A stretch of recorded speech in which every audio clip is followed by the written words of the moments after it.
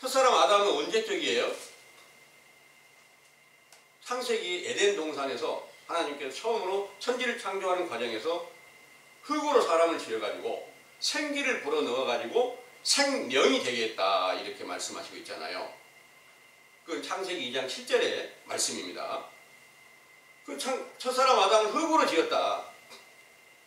그러면 그 모든 것들이 성경의 모든 것을 완성시키기 위해서 예수님이 이 땅에 오셨을 때 당연히 천지 창조의 과정도 이루시고 사람을 다시 짓는 일도 하시고 이렇게 해야지 맞잖아요.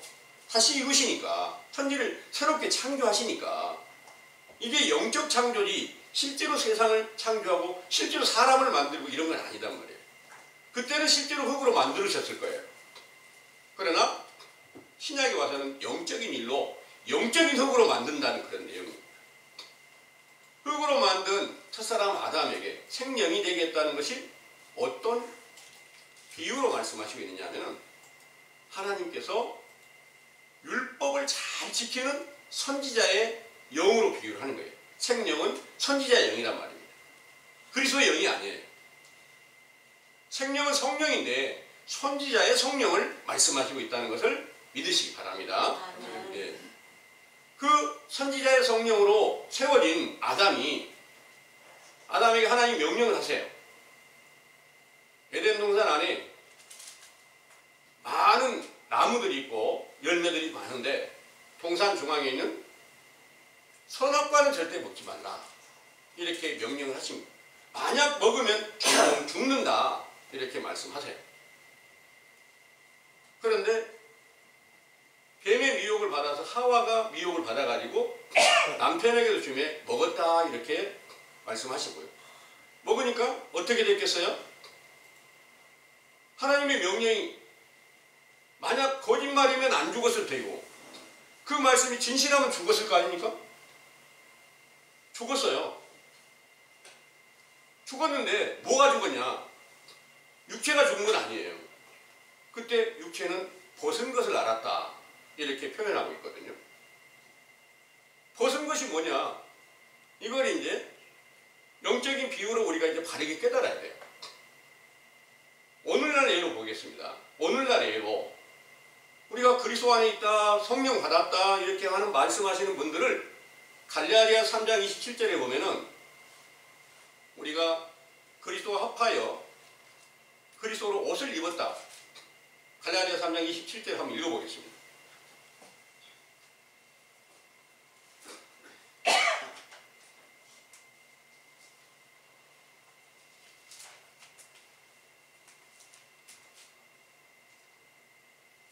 누구든지 그리스도와 합하여 세례를 받은 자는 그리스도로 옷 입었느니라. 아멘. 그리스도로 오늘날 이제 그리스도로 옷 안 입었다고 하는 사람이 없어요. 그리스도와 합하여 세례를 받았다 이렇게 생각하고 있는 거예요. 그런데 이제 정확하게 그 믿음 안에 있는지 그 옷을 입었는지 안 입었는지 정확하게 판단해보고 분별하라는 말씀이 있어요. 시험해보라는 말씀이 있어요. 고린도후서 13장 5절을 보겠습니다. 고린도후서 13장 5절.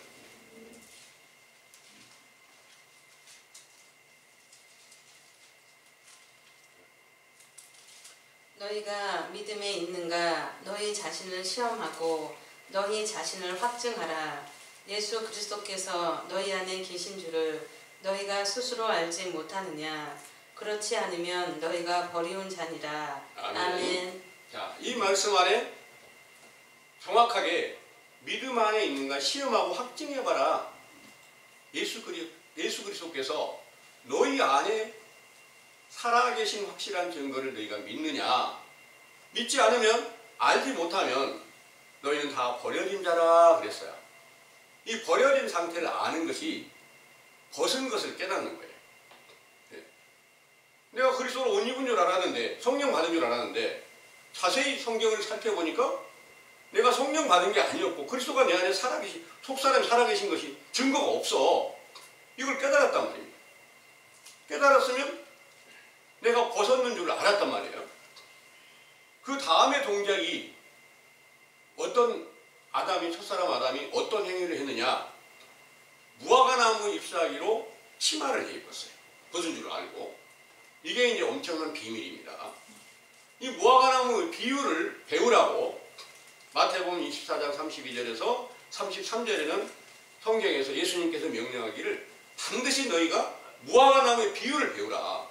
그 가지가 연화해지고 잎사귀가 무성해지면 여름이 가까이 온 줄 아나니 인자가 곧 문 앞에 이른 줄 알라. 이렇게 말씀하셨단 말이에요.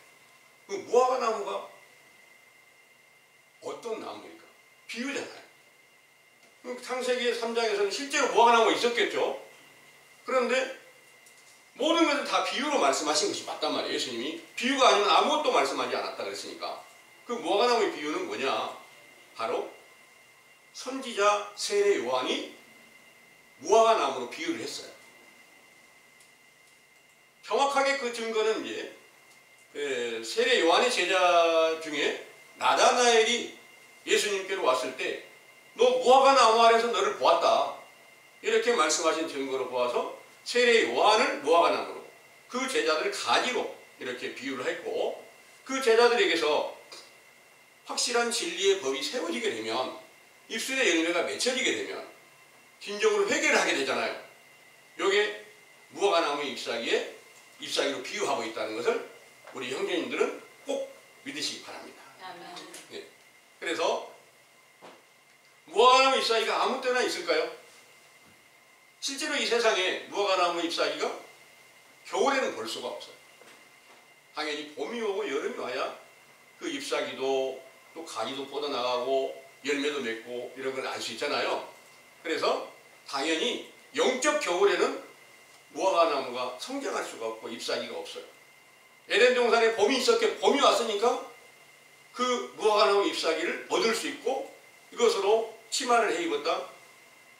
그 치마를 해 입었다는 것은 이제 그 진리의 율법을 통해서 선지자가 주어진 진리의 율법을 통해서 죄를 올바르게 깨닫고 죄를 자복하는 회개에 참여하게 됐다.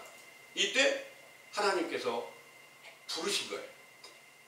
하나님께서 불렀으면 하나님과 상관이 있을까요? 없을까요? 당연히 상관이 있겠죠. 예. 상관이 없는 사람은 안 불러요. 예. 상관이 있는 사람을 불렀어요. 왜 그렇게 말씀드리냐면 마태복음 22장에 보면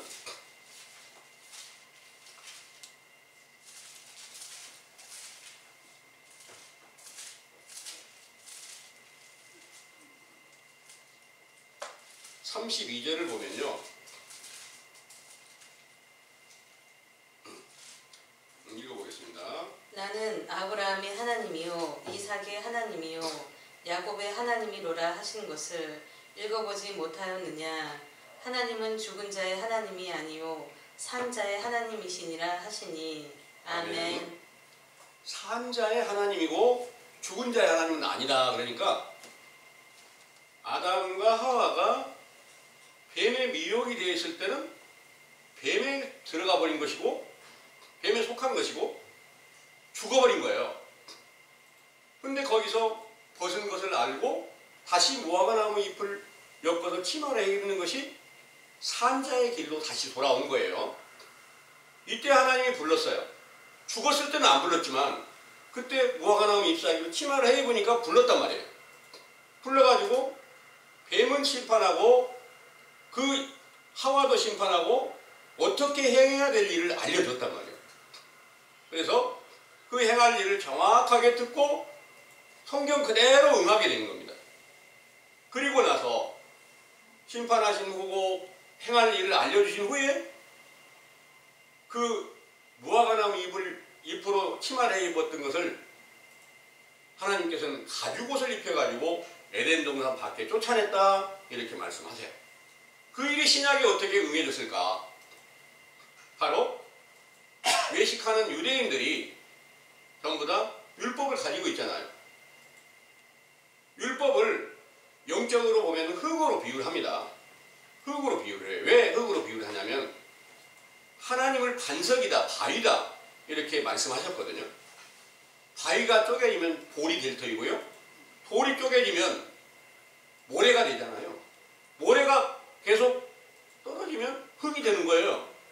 그런 것처럼 바로 반석이신 참 하나님의 모든 말씀들이 기록한 성경의 증거들이 흙으로 비유된다는 것을 믿으시기 바랍니다. 아멘. 그럼 흙으로 지어진 아담이 누구냐?